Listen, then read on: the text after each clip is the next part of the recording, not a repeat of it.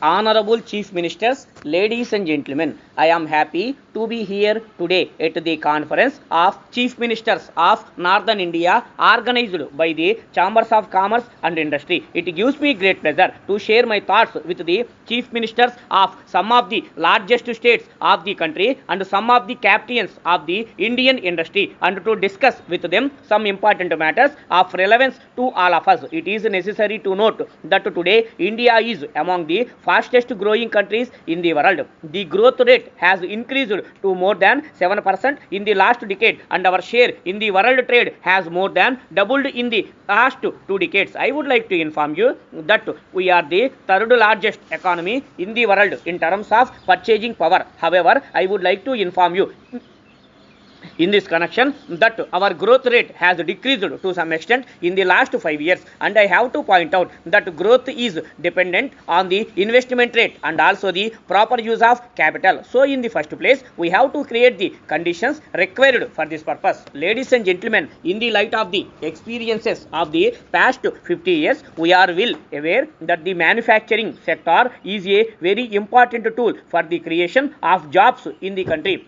So it is necessary that the growth of the sector should be considered vital for the overall growth of the economy. In this connection, we have to take into consideration the fact that the share of manufacturing industry is less than that of many countries in Asia. However, in my opinion, we need not feel bad.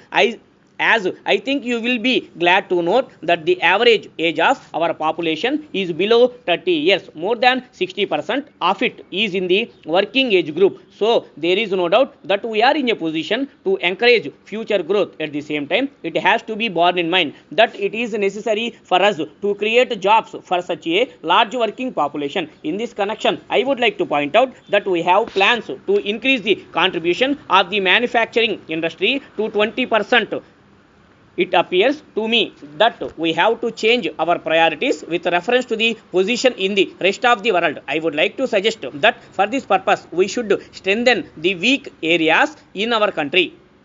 I think it is my duty to reiterate that huge sums of money should be allocated for research and development in all parts of the country. I am sorry to state that we do not have the culture of constant research and innovation at present. You may appreciate my point if you know that the number of patents applied for by India's is very small. I would like to appeal to the private sector to increase their share in their expenditure on research as done in other parts of the world. Our scientists are in no way less capable than those of the developed countries, and if there is proper funding for research, I see no reason why India should not become a superpower in the near future. What I wish to say is that it is not only the government sector but also the private sector that has a role to play in this regard. I would like to bring to your kind attention another point. In spite of the fact that we have a large number of institutions for higher education, the quality of education is not high in comparison with other countries of the world. In this regard, I hope and trust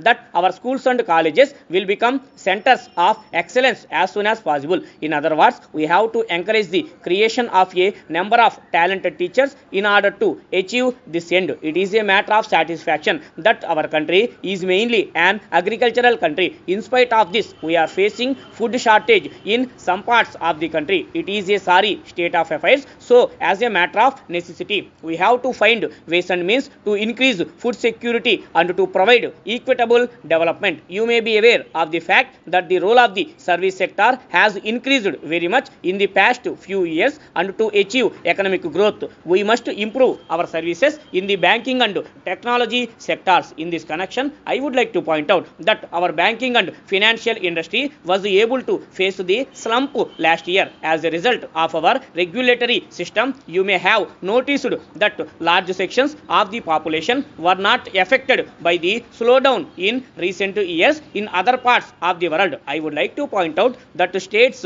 with large economies are important for the growth of the national economy. In consideration of the fact that the contribution of northern states to the economy is less than 1/4, I would like the chief ministers of the northern states to overcome this challenge. I conclude with these words and thank you for the opportunity given to me to address you this evening. Stop.